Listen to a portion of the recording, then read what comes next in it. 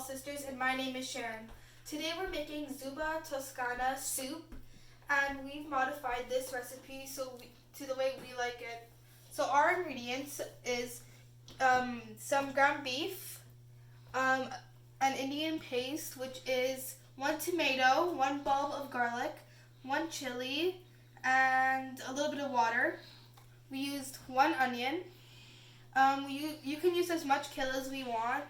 I like it in the soup better than eating it in salad. So this is like when you're adding it to the soup, it doesn't really matter how much you add. A little bit of some cumin and coriander powder, Himalayan salt, red chili, and turmeric. And this is for later on. This is 5 potatoes,